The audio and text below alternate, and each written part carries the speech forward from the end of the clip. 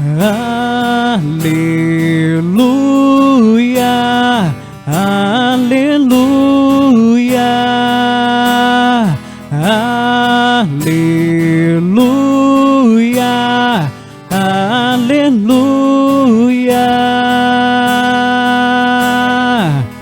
O Senhor Deus nos chamou por meio do Evangelho, a fim de alcançarmos a glória de Cristo.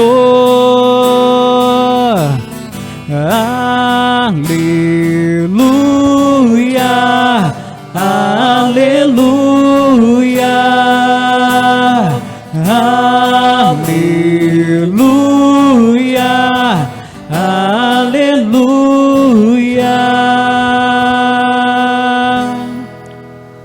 O Senhor esteja convosco. Proclamação do Evangelho de Jesus Cristo segundo João. Glória a vós, Senhor. Naquele tempo, houve um casamento em Caná da Galileia. A mãe de Jesus estava presente. Também Jesus e seus discípulos tinham sido convidados para o casamento. Como o vinho veio a faltar, a mãe de Jesus lhe disse: eles não têm mais vinho. Jesus respondeu-lhe: mulher, por que dizes isto a mim? Minha hora ainda não chegou. Sua mãe disse aos que estavam servindo: fazei o que ele vos disser. Estavam 6 talhas de pedra colocadas aí para a purificação, que os judeus costumam fazer. Em cada uma delas cabia mais ou menos 100 litros. Jesus disse aos que estavam servindo: enchei as talhas de água. Encheram-nas até a boca. Jesus disse: agora tirai e levai ao mestre-sala. E eles levaram. O mestre-sala experimentou a água que se tinha transformado em vinho. Ele não sabia de onde vinha, mas os que estavam servindo sabiam, pois eram eles que tinham tirado a água. O mestre-sala chamou então o noivo e lhe disse: todo mundo serve primeiro o vinho melhor, e quando os convidados já estão embriagados, serve o vinho menos bom. Mas tu guardastes o vinho melhor até agora. Este foi o início dos sinais de Jesus. Ele o realizou em Caná da Galileia e manifestou a sua glória, e seus discípulos creram nele. Palavra da salvação. Glória a vós, Senhor. Pode sentar. Meus irmãos e minhas irmãs, após as festividades do Natal do Senhor, nós também meditamos nesse segundo domingo do tempo comum a outra manifestação. E esta sim acontece nas bodas de Caná, no âmbito do matrimônio, que é tão pregado nas Sagradas Escrituras e que traz para nós o símbolo da união de Deus com a humanidade, sinal de aliança, que veio por iniciativa divina, que veio por querer de Deus. E esta proximidade, este sinal matrimonial, que depois nós meditamos até dentro do próprio sacramento do matrimônio, nos faz refletir a entrega do próprio Deus em vista da humanidade por amor. Então, o primeiro sinal, o primeiro milagre que Jesus manifestou-se foi no âmbito do casamento, para entendermos que, acolhendo o chamado do Senhor, sendo curados, é necessário que nós estejamos unidos a Ele. No contexto do próprio Evangelho, nós devemos ter em mente, segundo a tradição judaica, que as amigas, aquelas mulheres que eram amigas do casal, ajudavam na preparação do casamento. E claro que Nossa Senhora, como vai dizer o próprio evangelista João, tinha uma amizade, era conhecida pelos noivos. E ela estava ali também. Só que, claro, a nossa vida, a gente sempre aprende, e nós devemos sempre aprender a lidar com as surpresas que vêm. E claro que não foi diferente neste casamento. Cedeu o número de convidados e faltou o vinho. Mas é interessante aqui a postura e a atividade que Nossa Senhora teve de uma maneira bem discreta, mas que nos ensina muito. Nossa Senhora, a Virgem Maria, que olhando para as necessidades daquele casamento, olhando para a situação, vai ao encontro do seu filho. Lembrando que dentre todos aqueles que estavam, Nossa Senhora sabia quem era o seu filho, conhecia a sua onipotência, guardava tudo no coração, mas contemplou, meditou quem era o seu filho, ao ponto que, sabendo quem era o seu filho, ela aproxima-se e suplica em favor daqueles noivos, daquele casamento, para que não causasse um desastre maior, para que não faltasse a alegria. Claro que nós, quando meditamos esse evangelho, nós encontramos várias simbologias, e atrás do que significa tudo isso, mas o importante é que por diante de tudo isso, nós encontramos aqui a porta aberta para que este mistério pudesse acontecer, que é a intercessão da Virgem Maria. E é por meio da intercessão de Nossa Senhora que também nós celebramos os mistérios da nossa fé.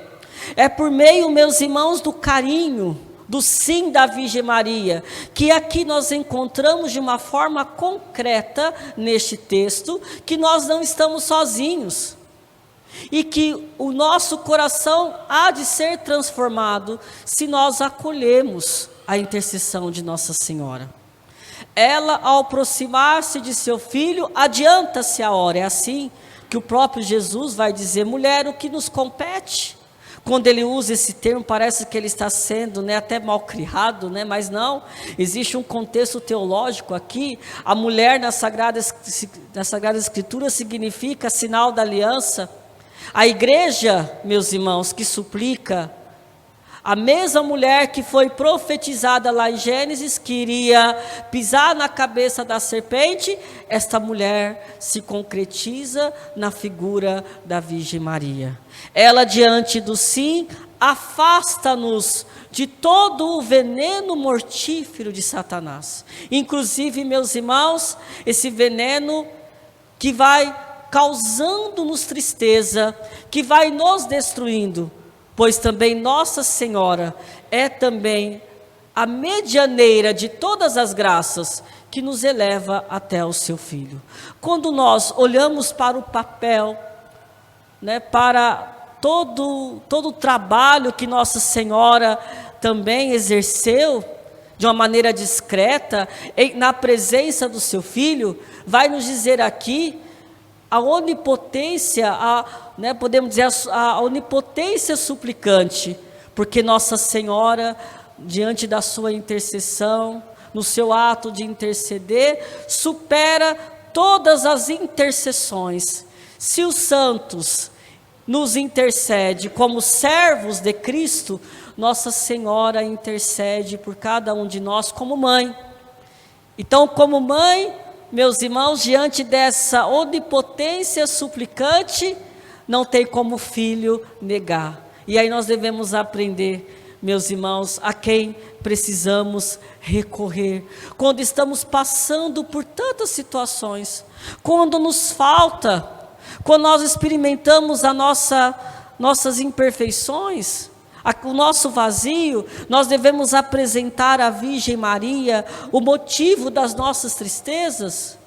Pois se, meus irmãos, lá em Caná da Galileia, Nossa Senhora não precisou que ninguém chamasse ou suplicasse para que ela pudesse interceder, imagine, meus irmãos, pedindo a ela.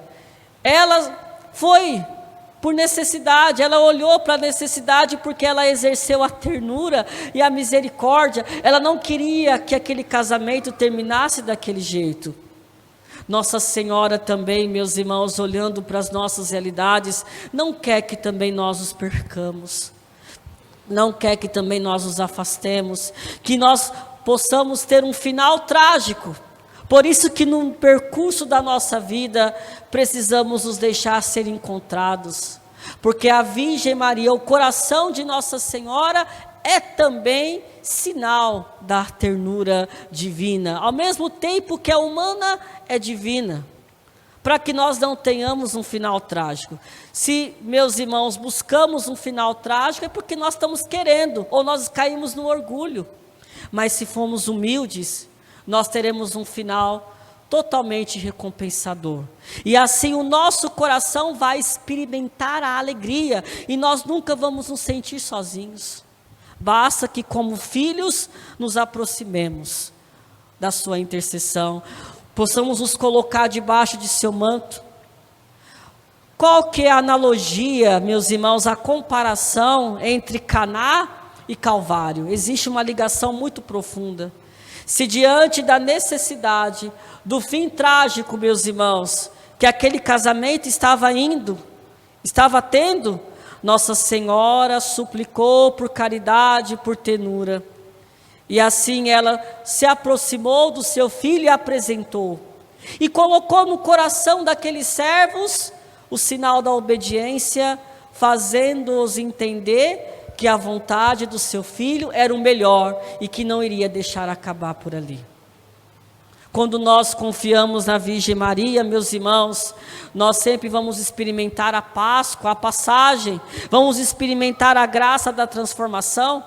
Se em Caná nós já enxergamos de uma forma antecipada esta maternidade, no Calvário, meus irmãos, Nossa Senhora, ela oferta, ela se une à morte do seu filho, sendo uma virgem oferente, e aceitando assim a missão de ser a mãe de todos os homens, de ser a nossa mãe. Basta que nós aprendamos com João, o mesmo que vai dizer deste evangelho, que vai nos trazer esse relato, que possamos acolhê-la também na casa da nossa vida, no coração da nossa história. Pois, meus irmãos, qual é a ligação entre matrimônio e casa? Vamos entender que quando nós nos unimos a Deus, nós nos tornamos a sua casa. E quando nós nos tornamos a sua casa, existe uma intimidade, uma união intrínseca, profunda, que nos leva a experimentar a alegria da salvação e um vinho novo, um sabor maior. Basta que nós, meus irmãos, apresentemos ao Senhor as nossas 6 talhas. E aqui entra um contexto que o Evangelho nos coloca. O que significa, meus irmãos, essas 6 talhas? O número 6 nas Sagradas Escrituras significa, como nós já citamos, a imperfeição. Somos incompletos. Por isso que o Senhor pede que eles enchessem as talhas até a borda, para entendermos que para acontecer em nós as graças divinas, nós precisamos, meus irmãos, fazer o nosso trabalho também. Precisamos ser cooperadores. Eu espero que Deus faça alguma coisa. Não, temos que fazer a nossa parte para que a graça aconteça. Então, não façamos pela metade. Não vamos encher as nossas talhas pela metade. Façamos, meus irmãos, coloquemos até a borda. Possamos nos transbordar já aqui, diante do mistério da vinda de Jesus, do seu amor por nós. Ele nos traz o quê? De uma forma abundante. Deus nunca faz pela metade. Vamos lembrar que a profecia de Isaías nos remonta a isso. A vinda do Messias nos trará a vida, nos trará a abundância. Só que vamos acolher essa abundância se o nosso coração se alargar, se a nossa história tomar um novo rumo, se nós, à disposição, meus irmãos, confiarmos em sua graça. quais são as pedras, quais são as talhas de pedra que existem dentro de mim, que estão vazias, que eu preciso aprender a confiar. Lembremos, meus irmãos, que nós podemos colocar aqui 2 sentidos da água. A água, que é a nossa humanidade. Nós fazemos o que tem que fazer. Você tem que fazer o que você precisa realizar. Se você não fizer, Deus não fará por você. Existe uma parte minha e a parte de Deus. Existe a sua parte e a parte de Deus. Por isso que a fé não é um processo mágico. A fé é um processo de caminhada. É um trabalho, é um esforço. Não apenas da nossa parte, mas que apenas nós devemos nos abrir para que Deus possa realizar. Será que as talhas da minha vida espiritual, do meu trabalho, elas estão vazias ou elas estão abundantes, elas estão preenchidas? Será que eu estou acolhendo também a presença do Espírito Santo para que a minha vida se transforme? Diante dos contextos da vida, diante do Caná, meus irmãos, aonde eu preciso aprender a relacionar com Deus, lembrando que Caná significa essa transmigração ao céu. E para viver essa transmigração ao céu, eu preciso aprender a lidar com o Calvário, para que aconteça em mim um verdadeiro sentido pascal. Já que o Evangelho nos leva, meus irmãos, a entender que há 6 talhas, significa 6 sinais que serão descritos no Evangelho de João. E o último sinal, e o 7º sinal, é a paixão de nosso Senhor. Que é, meus irmãos, a revelação plena, o mistério concreto, a missão, a plenitude da missão de Cristo, aonde diante destes sinais acontecidos, nos levará a toda a eternidade. Que o Senhor hoje nos dê a graça, para que assim possamos, meus irmãos, rezar, como aquilo que o profeta Isaías nos ensina. Não mais te chamarão abandonada, e tua terra não mais será chamada deserta. O teu nome será minha predileta, e tua terra será bem casada, pois o Senhor agradou-se de ti. E como isso há de acontecer? Com uma frase principal deste evangelho que nós acabamos de escutar: fazei tudo que ele vos disser.